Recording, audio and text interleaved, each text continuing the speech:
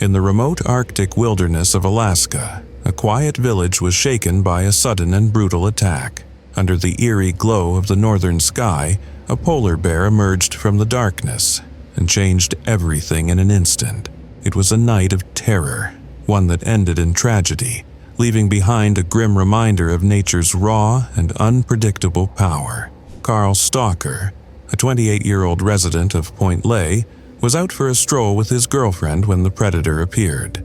It was just after 4 a.m., the village still cloaked in silence, when they suddenly found themselves in the presence of a force they couldn't outrun. The bear charged, its powerful frame moving with terrifying speed. In sheer panic, the couple split, each running in different directions. Stalker's girlfriend raced home, desperate to get help, while Stalker wasn't as lucky. The bear set its sights on him, and in the blink of an eye, he was caught. The attack happened within the village limits, a chilling reminder that even in familiar surroundings, the Arctic's top predator can strike without warning.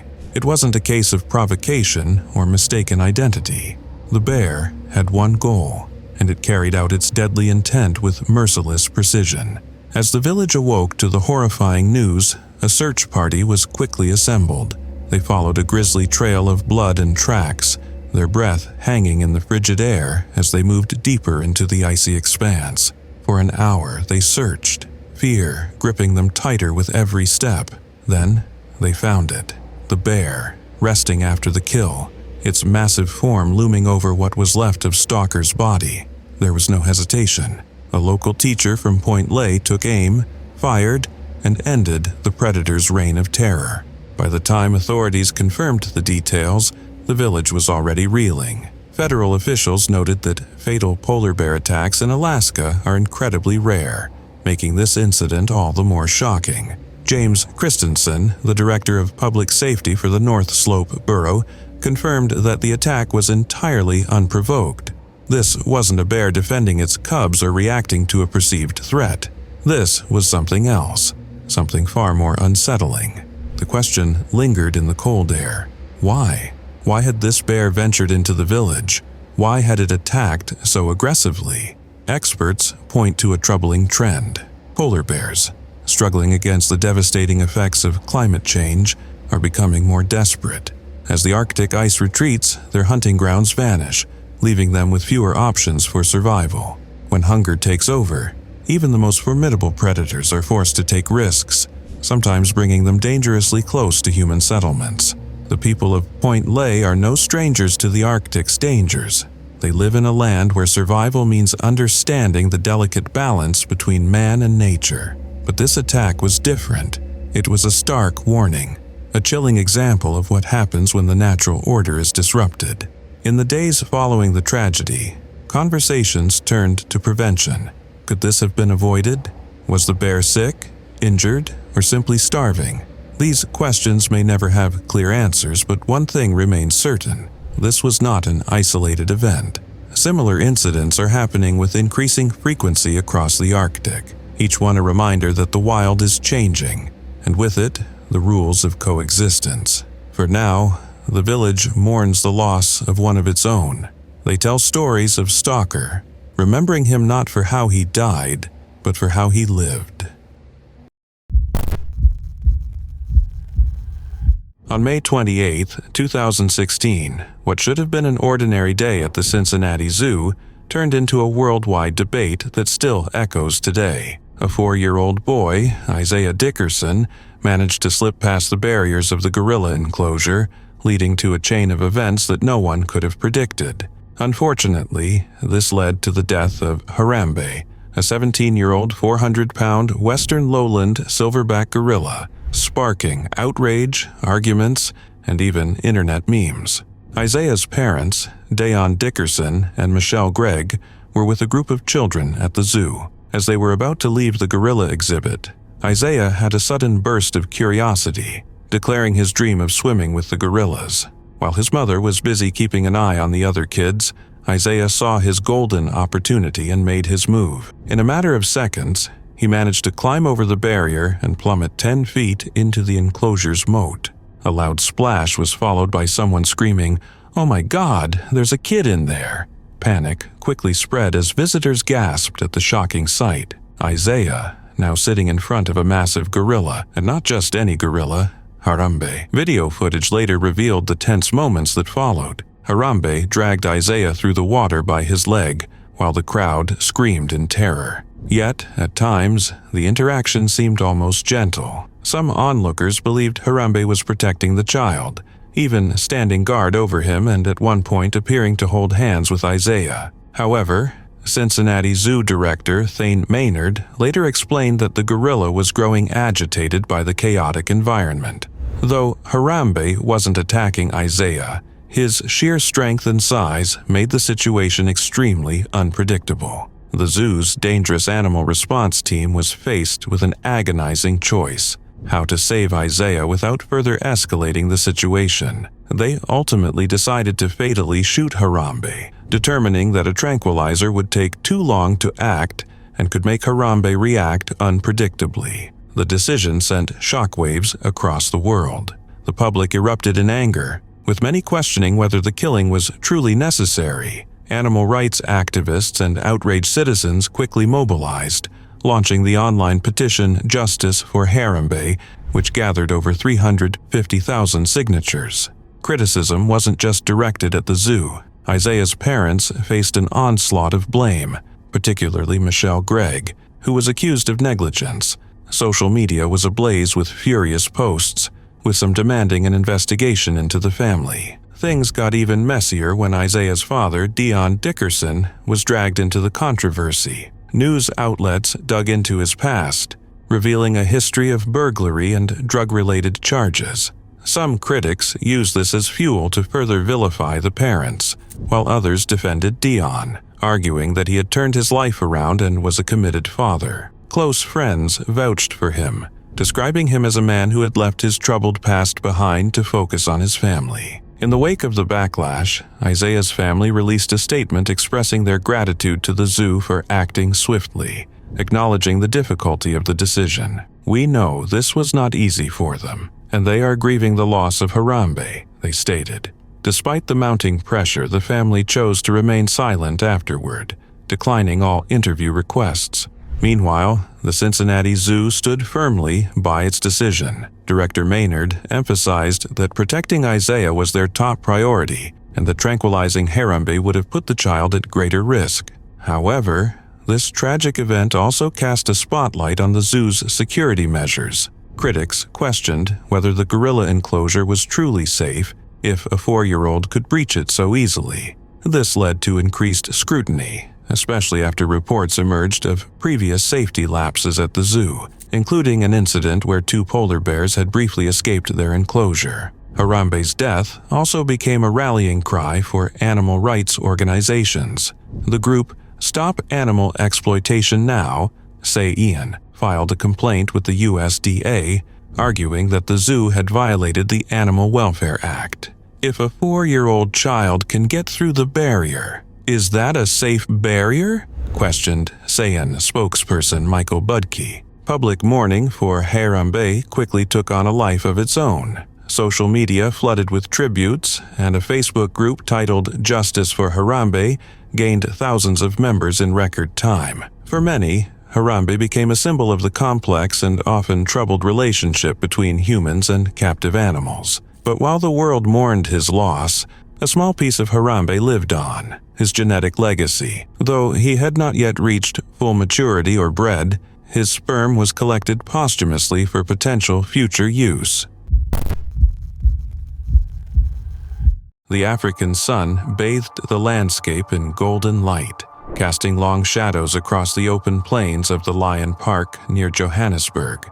It was meant to be a day of wonder, of breathtaking encounters with the wild, one that Catherine Chappelle, a 29-year-old American, had dreamed of. She had always sought adventure, and this was no exception. A gifted visual effects editor, she had helped bring fantastical worlds to life on screen, working on Game of Thrones, Divergent, and Captain America, the Winter Soldier. But no special effects could have prepared her for the raw, unpredictable force of nature that would meet her that day. She had come to South Africa with purpose, not just to see, but to contribute. A passionate conservationist, she had plans to make a film about the war against poaching, to tell the stories that so often went unheard. She had arrived a week early, eager to explore before her volunteer work began. But on that June afternoon in 2015, something went terribly, irreversibly wrong. The safari vehicle moved slowly through the park, the air filled with the deep, rhythmic sounds of the wild. Then, from the tall grass, a lioness emerged. Muscles rippling beneath its golden coat, it moved with silent grace, its amber eyes locked onto the vehicle. Chapelle, drawn to the moment, lifted her camera. The urge to capture the beauty before her was irresistible, but the rule was clear. Windows must remain closed. She rolled hers down. The lioness approached, each step deliberate. A few feet away, it paused, staring. Then, in an instant, the calm shattered. A blur of motion, a flash of teeth. The lioness lunged. The attack was swift and brutal. Before anyone could react, powerful jaws clamped down. Chapelle had no time to scream, no time to pull away. The force was unimaginable. Blood sprayed across the seat. Chaos erupted as the guide, Pierre Potgieter, fought desperately to drive the lion away, his own hands torn in the struggle. His heart pounded, then faltered. Pain lanced through his chest as he collapsed, the weight of the moment proving too much. Within minutes, it was over. Chapelle, the bright, adventurous soul who had touched so many lives, lay motionless, her journey tragically ended. Paramedics rushed to the scene, but there was nothing they could do. The news sent shockwaves through those who knew her. Her family, her mother Mary, her father John, her siblings Jennifer, Lauren, and Ryan were left reeling. Katie was brilliant, kind, adventurous, they wrote, their grief spilling onto the pages of social media. Her energy and passion could not be contained by mere continents or oceans. She had lived so fully, embracing the world with open arms, only to be taken in an instant. Back home, the industry she had worked so hard to be a part of mourned. She had been part of an Emmy-winning team, her work leaving an indelible mark on the world of film. And yet, it was the real world she had longed to capture, its beauty, its danger, its truth. Authorities opened an investigation, but the facts were clear. The lion had done what lions do. It had not attacked out of malice or cruelty. It had simply followed its instincts.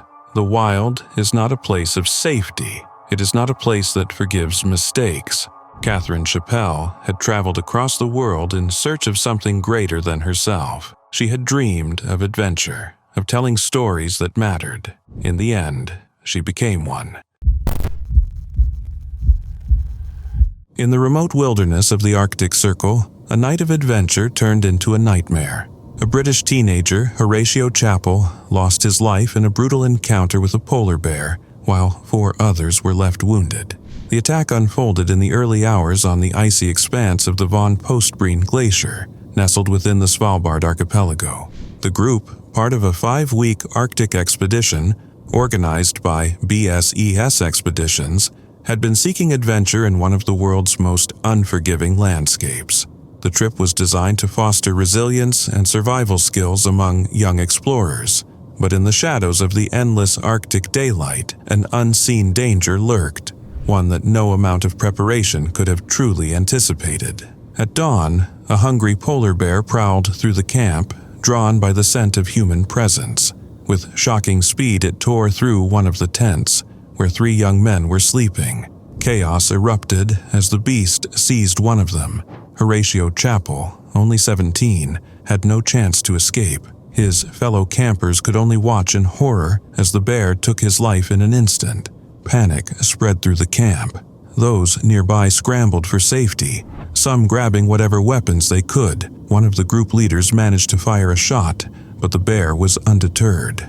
It turned on the others, clawing and mauling in a frenzy before a final shot brought it down. The survivors, bloodied and shaken, managed to send a distress signal by satellite phone at 7:30 a.m. A rescue helicopter arrived swiftly, airlifting the injured to Longyearby's hospital 25 miles away. 2 of them were in critical condition and were later transferred to a larger medical facility in Tromsø, Norway. Among the wounded were trip leaders Michael Reed and Andrew Ruck, along with students Patrick Flinders and Scott Smith. They bore deep wounds, both physical and emotional, from an ordeal that would haunt them forever. The tragedy sent ripples of sorrow through those who knew Horatio. A bright young man with dreams of becoming a doctor, his future was cruelly stolen by the merciless Arctic. His family, devastated, remained silent in their grief. Details of the attack painted a chilling picture of survival and sheer misfortune. The camp had been equipped with a tripwire system designed to trigger a warning flare if a bear approached, but for reasons still unclear, it failed. The group had been aware of the dangers. Earlier in the expedition, they had marveled at the sight of polar bears from afar, unaware that one would soon become their greatest threat. This was not the first time a bear had attacked in the region. Local accounts tell of a man sleeping in a coastal cabin who awoke to find himself being dragged away, his sleeping bag clenched between the bear's powerful jaws. He survived only by sheer luck, managing to fend off the beast with an axe. The Arctic's raw beauty and harsh realities exist side by side, a place where life and death are separated by the thinnest of lines. For the young adventurers, it was meant to be an experience of a lifetime. Instead, it became an unforgettable tragedy, forever etched in the icy silence of Svalbard. It was a warm summer day in Beijing, China, July 23, 2016 to be exact. Miss Jiao, a woman in her 30s, decided to take a family trip to the Beijing Badaling Wildlife Park, a popular spot where visitors can drive through enclosures and see wild animals up close. Along for the adventure were her mother, Miss Jiao's husband, and their child, all eager for a thrilling day among exotic creatures. As they cruised through the park, Miss Jiao started feeling carsick. Now, here's where things took a turn for the worse. Despite multiple warnings to stay in the car, seriously, they really stressed this rule, she decided she needed some fresh air. So, she stepped out and walked over to the driver's side to speak with her husband. Out of nowhere, a massive Siberian tiger lunged at her from behind, grabbing her and dragging her away from the vehicle. It was pure chaos. Seeing this horrifying scene unfold, Miss Jiao's mother instantly reacted.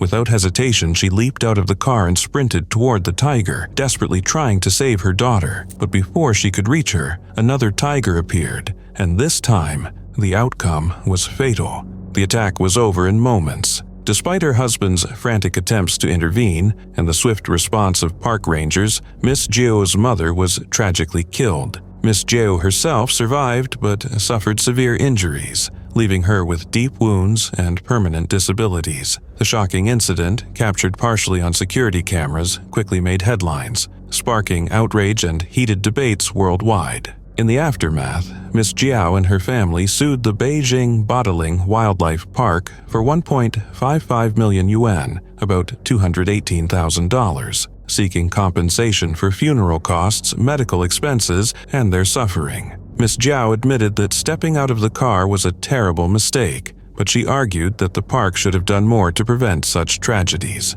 An official investigation was launched, examining whether the park's safety measures were up to standard. Officials determined that the tragedy resulted from the family's decision to leave the vehicle despite the very clear warnings. Signs were posted, precautions were in place, and park staff had repeatedly emphasized the rules. However, in response to the incident, the park temporarily shut down operations to review its safety protocols. They later implemented stricter measures, banning self-driving tours in the tiger enclosure and installing even more visible warning signs. But Miss Jiao wasn't satisfied. She insisted that the park's safety measures were still lacking. She claimed the risks hadn't been properly explained to visitors and argued that the agreement they signed upon entering the park wasn't fully understood. Her father backed her up, stating that the family had felt pressured into signing the waiver without a thorough explanation of the dangers. He believed the park should have taken greater responsibility in protecting its guests,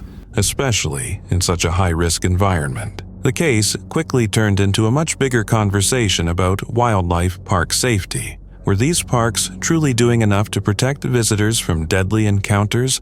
Could stricter regulations prevent future tragedies? The park, on the other hand, stood its ground. They argued that they had followed all necessary safety procedures and that such attacks were incredibly rare.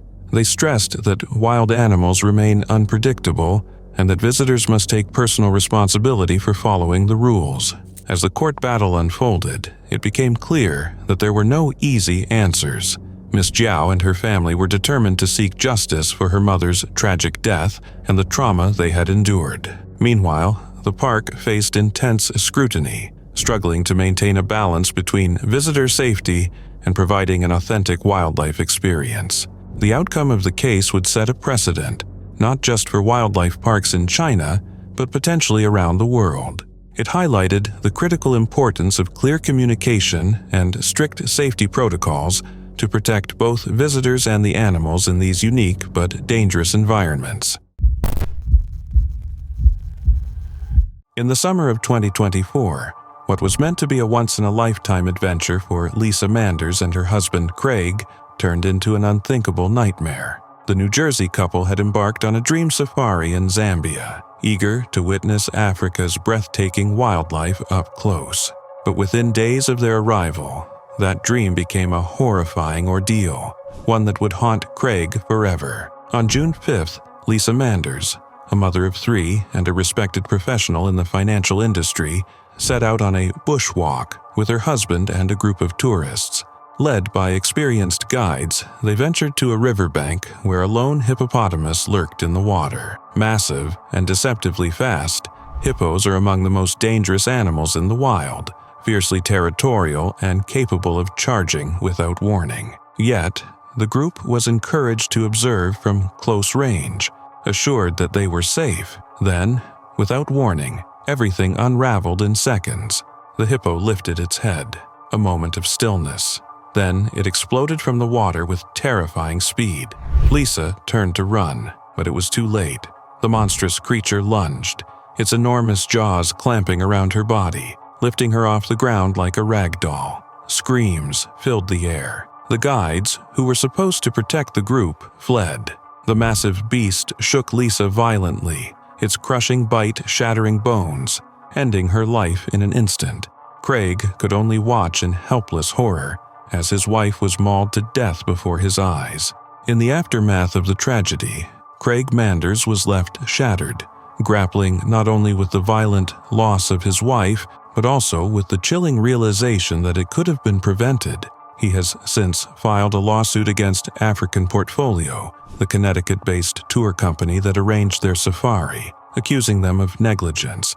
He claims they were never adequately warned about the dangers of being so close to a wild hippo on foot, nor did the guides take proper precautions to protect them. Had we understood the dangers posed by the hippopotamus, we never would have agreed to be in such close contact while on foot, Manders said in a statement through his attorneys. The idea that we were unwittingly exposed to such an extreme danger, a danger made even worse by our tour guides leaving Lisa alone on foot with nothing between her and such a deadly animal, is nothing short of astonishing. African Portfolio has denied responsibility, with their attorney Rod Gould arguing that the company merely organizes tours and is not liable for incidents that occurred during the trips. My client is a tour operator. It organizes tours, Gould said. A trip, for example, might include airfare. We're not responsible if the airline loses luggage. But for Craig Manders and his family, this was not just an unfortunate accident. It was an unforgivable failure. Lisa Manders was more than just a tourist in the wrong place at the wrong time. She was a devoted wife, a loving mother, and a woman whose life was stolen in a gruesome attack that should never have happened. Lisa was the best mother and wife anyone could ever hope for, her husband said, his voice heavy with grief. Her violent death is a devastating loss not only for our family but for our community. The details of her final moments are almost too horrific to imagine, yet they serve as a haunting reminder of the raw, unpredictable danger of the wild. For those who dream of safaris, drawn by the promise of adventure, Lisa's story is a chilling, cautionary tale, a reminder that in the heart of the wilderness, the line between wonder and horror can vanish in an instant. A terrifying encounter shook the remote Arctic wilderness of Norway's Spitsbergen Island, where a polar bear attacked and killed a man at a campsite near Longyearbyen, the island's main town. In this land of ice and isolation, where humans are visitors in a realm ruled by nature, tragedy struck before dawn, and the brutal reality of life in the far north became painfully clear. The victim, identified as 38-year-old Dutch citizen Johan Jacobus Kuta, was sleeping in his tent when the bear attacked. 7 others were at the campsite, their peaceful night shattered by the horrifying sounds of the assault. Kuta's injuries were fatal, and despite efforts to help, he succumbed shortly after the attack. His fellow campers, stunned and shaken, are now being cared for by local health services. The polar bear, a 3-year-old male, didn't make it out alive. It was tracked down and shot near the local airport, a stark reminder of the growing tensions between humans and Arctic predators.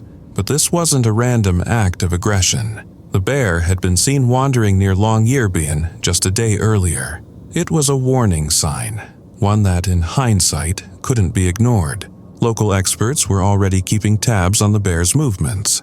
Just days before the attack, scientists from the Norwegian Polar Institute had relocated its mother and sibling, airlifting them far from town. The decision wasn't directly linked to the young bear's behavior, as polar bears are usually independent by age 2, yet the timing raises unsettling questions. Was this bear already struggling? Had it been pushed too far in its search for food? The owner of the campsite, Michelle Van Dyke, described Kuta as an experienced manager who had been in his 2nd season at the site. He had the right training and knew how to handle the dangers of the Arctic. Yet even preparation and experience couldn't save him from this tragic encounter. When he was warned about the bear's presence, he had assured others that the situation was under control. No one could have predicted how quickly that would change. The Arctic is an unforgiving place, and its top predator is adapting to a changing world. As the ice disappears, so does the polar bear's hunting ground, pushing them closer to human settlements in search of food. Starving bears become desperate, and desperate bears take risks. What happened to Kuta wasn't an isolated event. It was part of a growing pattern of human-wildlife conflict in the far north. Experts are now trying to determine what might have driven this particular bear to attack. Had it been struggling to find food? Was it conditioned to human presence? Or was it simply acting on primal instinct, a hunter seizing what it saw as an opportunity? Scientists studying Arctic wildlife warn that as the ice retreats, encounters like these may become more frequent. The balance between man and beast is shifting, and each new attack serves as a grim warning. This isn't the first time Longyearbyen has dealt with a polar bear incident. In recent years, the town has had several close calls, with bears breaking into cabins and prowling near settlements. Despite efforts to deter them, such as helicopter patrols and relocation missions, some bears continue to return, and when hunger outweighs fear, tragedy can strike. For those who live and work in the Arctic, coexisting with polar bears is part of daily life. Precautions are taken, warnings are issued, and weapons are kept close. But even in a place where danger is expected, the loss of a life is a sobering reminder that humans are not the masters of this frozen world. As the investigation into the attack continues, the community mourns the loss of Kuta, a man who came to the Arctic seeking adventure and challenge, but met a fate that underscores the region's harsh realities. The bear, too, paid the ultimate price, a victim of its own instincts in a world where survival is becoming increasingly difficult. As the ice melts and food becomes scarce, these encounters may become the new normal, and each one is a stark reminder that in the Arctic, the wild still rules, and the line between survival and tragedy is razor thin.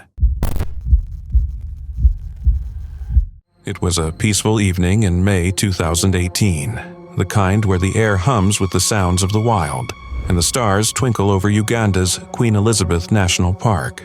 At Ma Safari Lodge, everything seemed perfectly normal, until it wasn't. What unfolded next was the stuff of nightmares, a real-life horror story that sent chills down the spines of an entire community. A 2-year-old boy, full of boundless energy and innocent curiosity, toddled just a little too far from safety. He had been following his nanny, his tiny steps unnoticed in the dim evening light, and then, bam, the jungle, always watching, always waiting, decided to show its brutal side. A leopard, silent and patient, had been lurking in the shadows. It saw an opportunity, and in a heartbeat it pounced. Before the nanny could even process what was happening, the beast had clamped its powerful jaws around the little boy and vanished into the darkness. One moment, the child was there, laughing, playing. The next, he was gone. A scream shattered the night. The nanny spun around, her heart pounding in terror, just in time to see the monstrous feline dragging the helpless toddler into the thick brush. Without a second thought, she ran after them, fueled by desperation, fear, and sheer adrenaline. But the jungle doesn't play fair. The leopard had disappeared, melting into the wild like a ghost, leaving nothing behind but echoes of panic. What followed was a frantic search. Rangers, villagers, and the child's devastated family scoured the dense undergrowth, calling his name, praying for a miracle. But the jungle remained silent. Hours passed, stretching into what felt like an eternity, and then came the cruelest discovery of all. At dawn, beneath a tree, the grim reality was laid bare. The child's remains, his tiny skull and a few scattered bones, were all that was left. The leopard had not only taken him, but had fed on him. The tragedy hit like a hammer to the heart.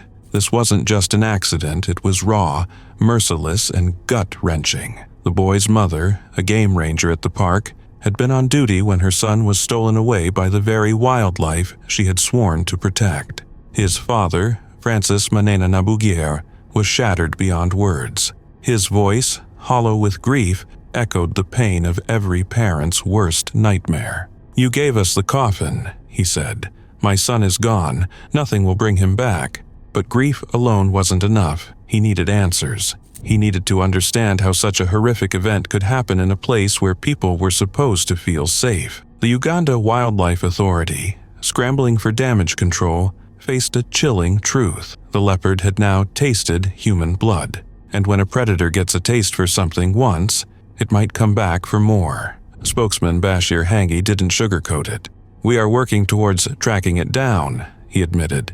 "It is not good to keep it there." Translation: this leopard had just been upgraded to public enemy number 1. The attack sent shockwaves across Uganda. Sure, the occasional leopard sighting was expected, but a full-blown, child-snatching, bloodthirsty attack, that was something out of a horror movie. This was not just another tragic wildlife encounter, it was a living nightmare. A child, stolen by a predator, from the very place that was meant to be his home. It was almost too much to comprehend. As the search for the leopard continued, one thing became terrifyingly clear. In the wild, there are no second chances. A single misstep, a fleeting moment of distraction, and nature takes what it wants. No warnings, no mercy, no turning back. The African wilderness is a place of breathtaking beauty, a land where nature reigns supreme, and every moment holds the promise of wonder or danger. For Gail Matson, an 80-year-old adventurer from Minnesota, this was meant to be her last great journey, a final grand adventure before slowing down. She had dreamed of this, watching the golden sunrise spill across the vast landscapes of Zambia's Kafue National Park, listening to the calls of birds unseen, feeling the raw pulse of the wild. But the wilderness does not grant guarantees, and on one fateful day in December 2018, the dream turned into a nightmare. The morning began, as so many others had before, a game drive into the heart of Africa's oldest and largest national park, covering more than 8,700 square miles of untamed land. The safari vehicle rumbled over the dirt paths, carrying Matson and 5 other guests, along with their seasoned guide.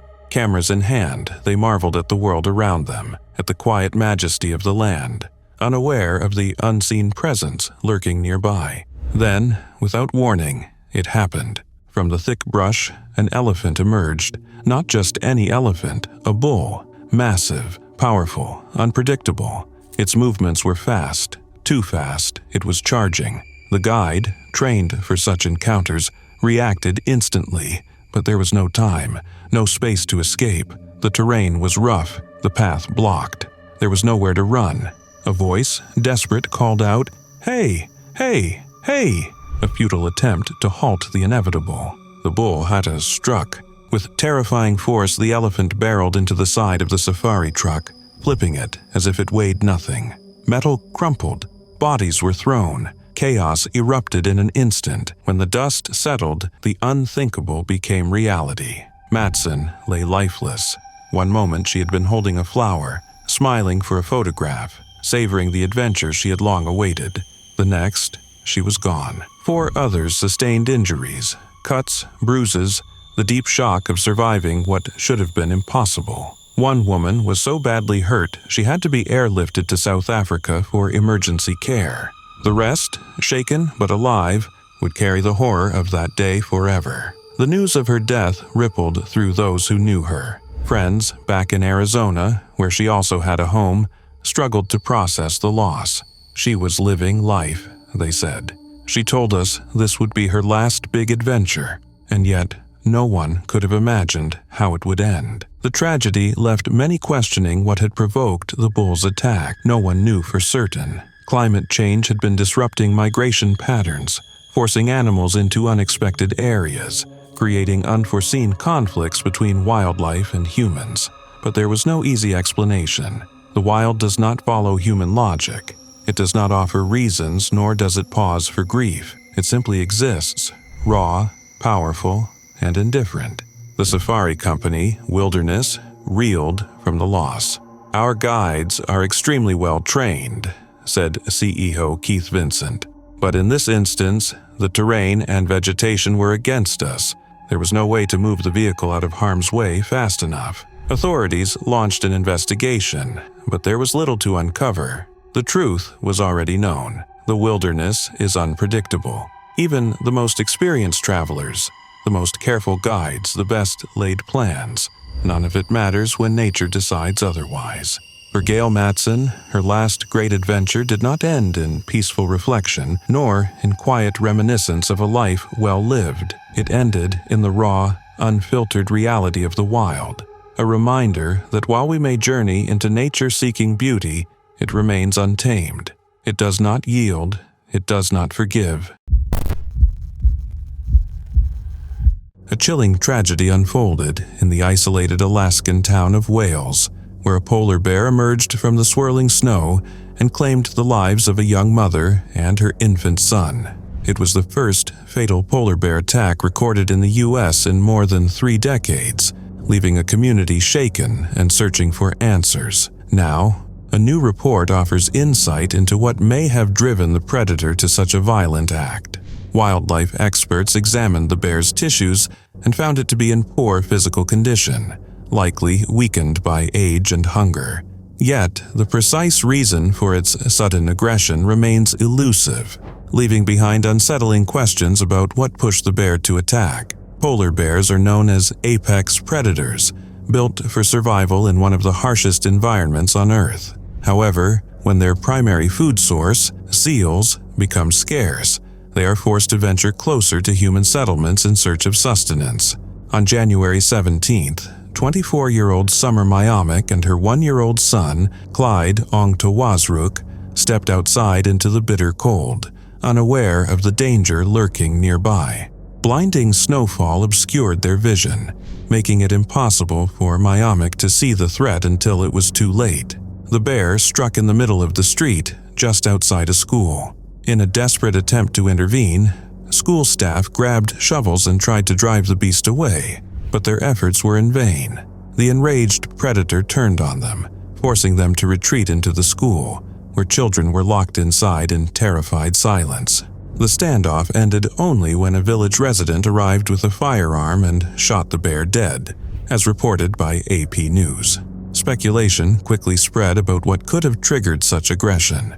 Some suspected a neurological disease, rabies, toxoplasmosis, distemper, or bird flu might have altered the bear's behavior. Experts acknowledged that such illnesses could influence an animal's interactions with humans, But because these conditions are rarely observed in wild polar bears, the exact effects remain unclear. Others wondered if the bear's hunger had driven it into a frenzy, breaking the usual pattern of avoidance that polar bears exhibit around humans. However, tests conducted by wildlife specialist Beckman found no traces of brain-altering pathogens. Instead, researchers pointed to the bear's deteriorated physical state and advanced age as the most likely factors behind the attack. A separate analysis of the bear's teeth, aimed at determining its precise age, is still pending. Older bears, unable to hunt as effectively as their younger counterparts, often become desperate, pushing them to take risks they would normally avoid.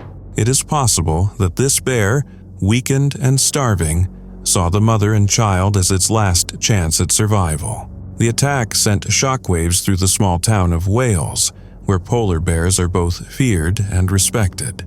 For generations, the indigenous Inupiat people have lived alongside these formidable creatures, understanding their patterns and movements.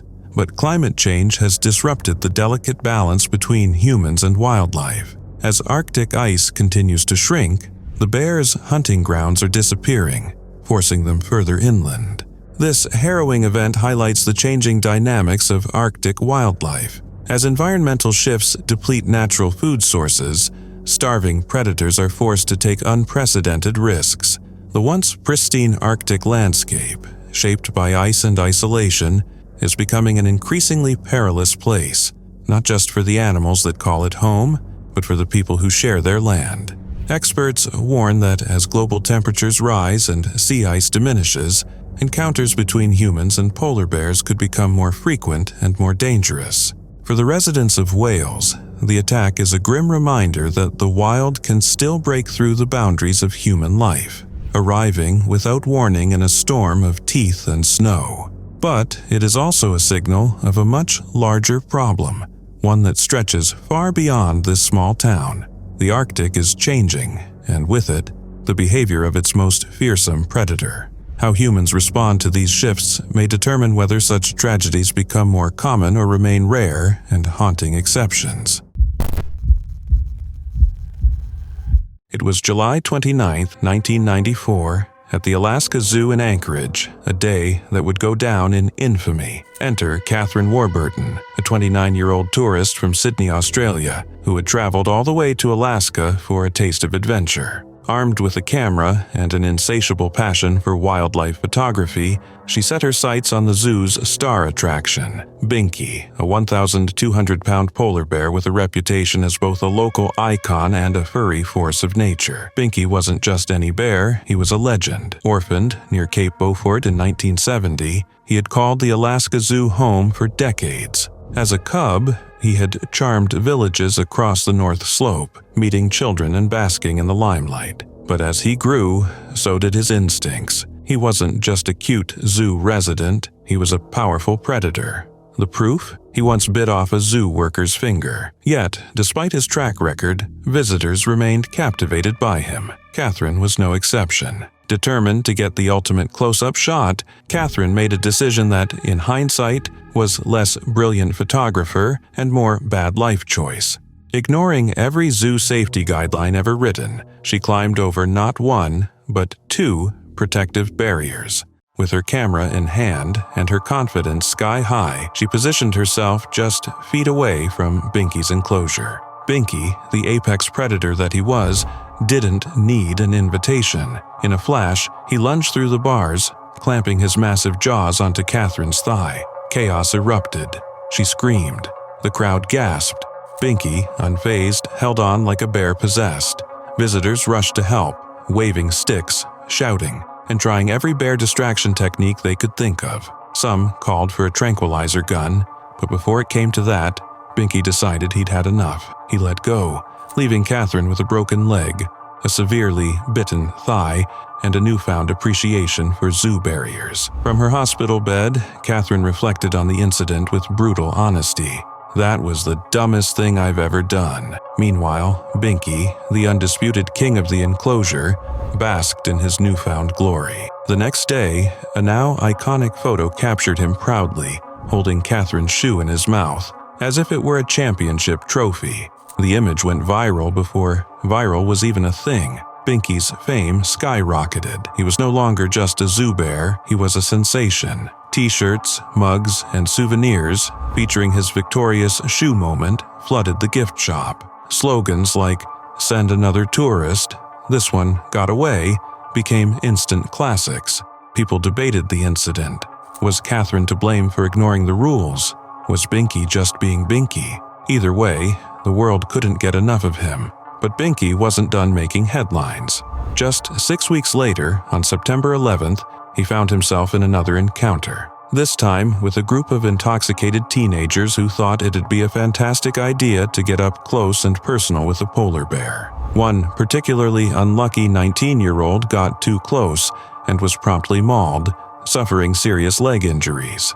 Though the zoo never confirmed Binky as the attacker, the bear was found with blood on his face, looking suspiciously pleased with himself. With 2 high-profile incidents under his belt, or rather, his fur, Binky became an international icon, but fame didn't shield him from tragedy. In 1995, his companion, Nuka, fell ill with a parasitic disease and died from liver failure. Soon after, Binky began showing similar symptoms.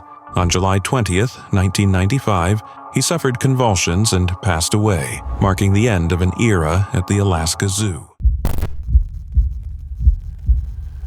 On a quiet evening in May 2018, deep within Safari Lodge of Uganda's Queen Elizabeth National Park, a horrific tragedy unfolded, one so sudden, so brutal, that it left an entire community in shock.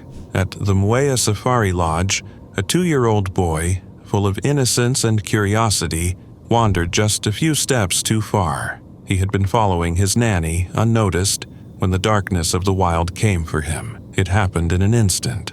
A leopard, lurking in the shadows, saw its moment and struck. Before the nanny even realized what was happening, the beast had clamped its powerful jaws around the tiny child and vanished into the night.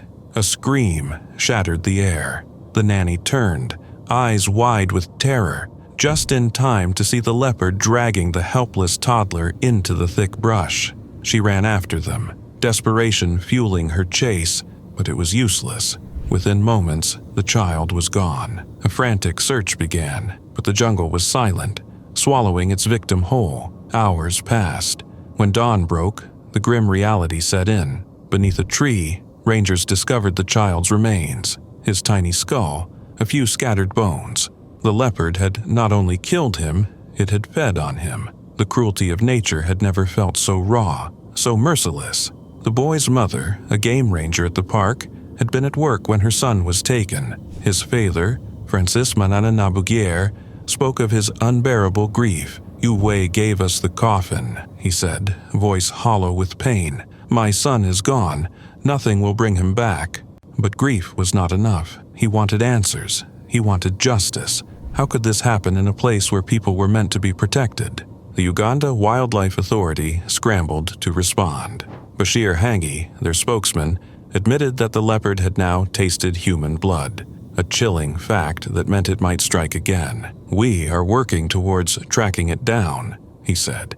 "It is not good to keep it there." The attack sent shockwaves through Uganda, a country where leopard encounters with humans were rare. But this was not just a tragic accident.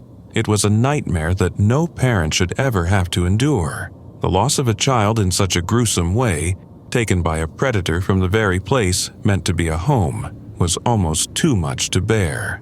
As the search for the leopard continued, one thing became clear. In the wild, there are no second chances. A single misstep, a moment of distraction, and the jungle takes what it wants. A chilling scene unfolded in the frozen reaches of the Canadian Arctic, where 2 polar bears launched a deadly attack on a worker at a remote radar station.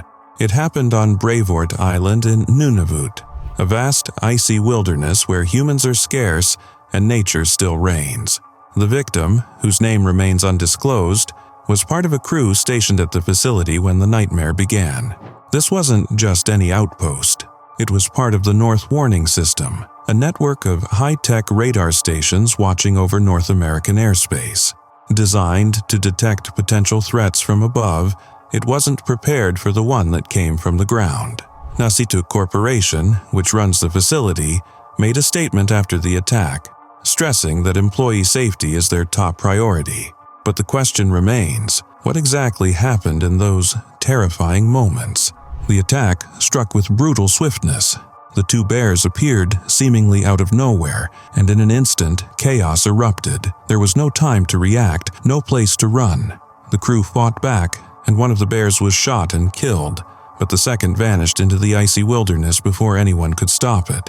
The company has kept the details close to the chest, leaving behind more questions than answers. What drove these predators to attack? And why now? Polar bear attacks on humans are rare, but this marks the second deadly encounter since 2023. Scientists have long warned that the Arctic is changing fast, too fast. The sea ice that once provided the perfect hunting ground for polar bears is disappearing, forcing them to search for food in places they never would have before. Seals are their primary prey, but when the ice vanishes, so does their meal ticket. Desperation sets in, and desperate predators take risks.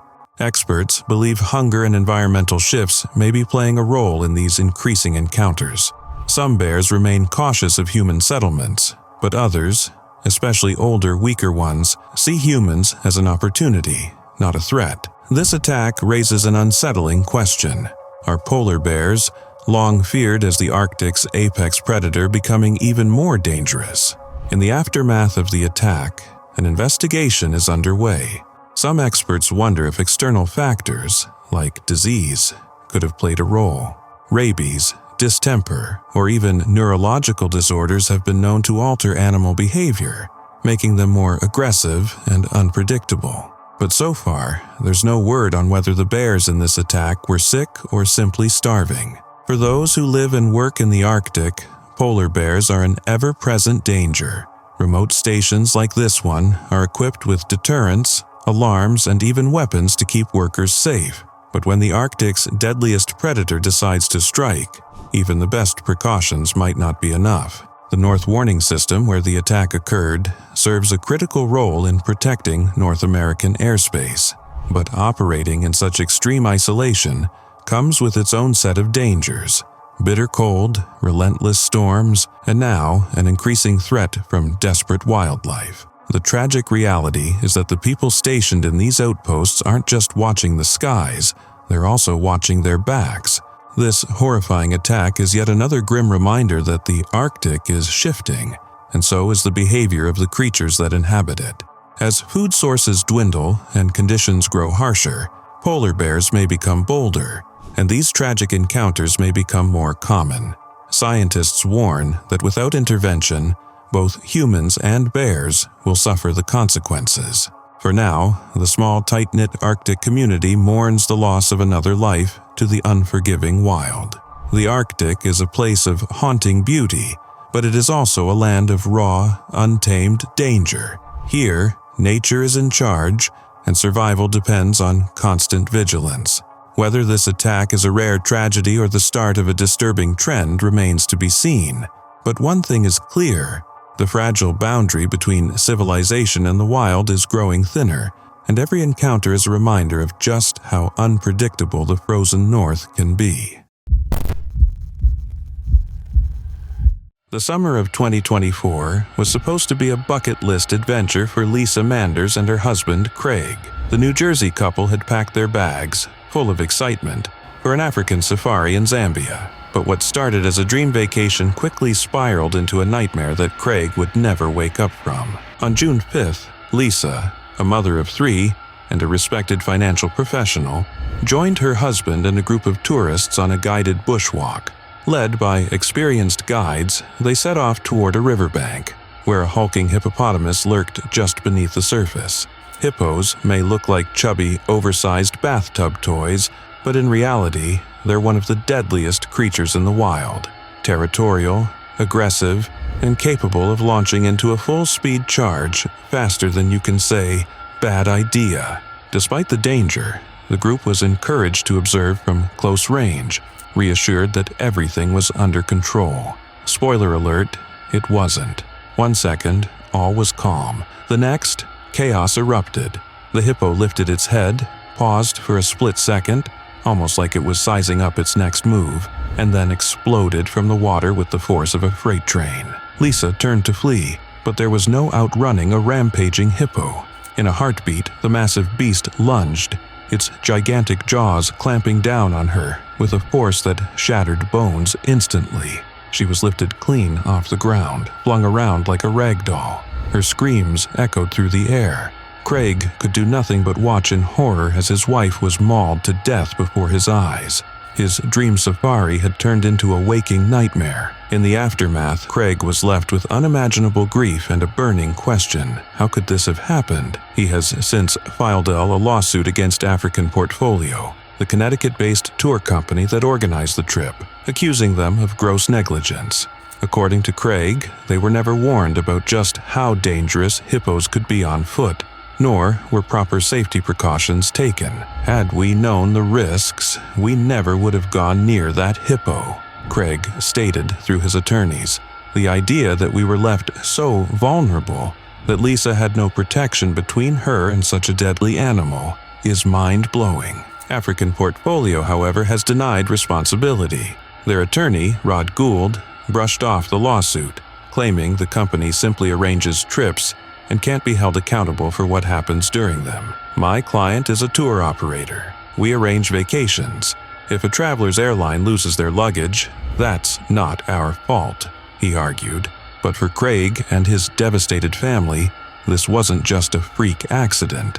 It was a preventable tragedy. Lisa Manders wasn't just another unlucky tourist. She was a loving wife, a devoted mother, and a bright light extinguished far too soon. Lisa was the best wife and mother anyone could ever ask for, Craig said, his voice heavy with grief. Her violent death is a heartbreaking loss not just for our family but for everyone who knew her. Her story serves as a chilling reminder that nature isn't a theme park. In the wild, the line between awe-inspiring and absolutely terrifying can vanish in an instant. For those dreaming of safari adventures, Lisa's fate stands as a stark warning. The wilderness doesn't play by human rules, and getting too close to nature's deadliest creatures can have devastating consequences. Dr. Thomas McAfee had spent his life dedicated to medicine, to leadership, to the pursuit of knowledge. But on a September day in 2013, none of that mattered. The towering force of nature that is an elephant, one of the world's most powerful creatures, brought his story to a sudden and brutal end. It was meant to be a final escape before a new beginning. At 58, McAfee had achieved remarkable success, serving as a respected dean at UC San Diego and preparing to step into a prestigious new role as chief executive of the Keck Medicine of USC Medical Foundation. Before taking on the next chapter of his career, he had chosen to indulge in one of life's great luxuries, a safari in Tanzania's vast, untamed Tarangire National Park. The golden plains, the towering baobab trees, the endless sky. It was the kind of trip that promised adventure, beauty, and serenity, but it would end in horror. On that fateful day, McAfee and two companions ventured out on foot, eager to see Africa's majestic wildlife up close. It was a rare and intimate experience, one that many dream of but few dare to do. But deep in the wilderness, where the rules of man no longer apply, nature can turn ruthless in an instant. A herd of elephants, massive, unpredictable, and fiercely protective, emerged before them. Perhaps they were too close. Perhaps the elephants felt threatened. What happened next was pure terror. Sensing danger, the trio turned and ran, but McAfee lost his footing. The ground beneath him betrayed him, and in that single, devastating second, his fate was sealed. One of the massive creatures charged, its thunderous steps shaking the earth. There was no escape. The elephant trampled him, its sheer weight crushing the life from his body. Though help arrived, there was nothing anyone could do. He was gone. His sister, Skylee McAfee, spoke through the grief, knowing her brother had understood the risks. He was doing what he wanted to do, she said. He had been to Africa before. He had marveled at its beauty. He had respected its dangers. But respect is no shield when faced with the raw, untamed force of the wild. His death sent shockwaves through the community he had left behind. Colleagues at UC San Diego were in disbelief. The loss of such a brilliant mind, such a respected leader, was almost impossible to process. "It's a true tragedy and great loss to all of us," wrote Munir Soliman, Assistant Vice Chancellor of Health Sciences International. Plans for memorial events were already being made, but nothing could fill the void left behind. McAfee's body was taken to Arusha Lutheran Medical Center as arrangements were made to return him home. Meanwhile, questions lingered. Had they been part of a guided tour? Had there been armed rangers present? Or had they ventured too far, unaware of the danger lurking just beyond their peaceful retreat? In the vastness of Tarangire National Park, where the land belongs not to man but to the creatures that roam it, there are no second chances. Elephants, despite their gentle reputation, can be deadly when they feel threatened. Weighing up to 15,000 pounds, a charging elephant is an unstoppable force. They are not cruel nor vengeful. They simply follow the laws of the wild, and for those who cross into their domain, even the smallest misstep can be fatal. For McAfee, the dream of an African safari became a nightmare. In the end, nature did not care about his titles, his achievements, or his plans for the future. It only saw an intruder, and it did what nature does. The wild does not forgive. It does not show mercy. And in the vast, beautiful, and unforgiving landscapes of Africa, even the most seasoned traveler can find themselves at the mercy of forces far greater than themselves.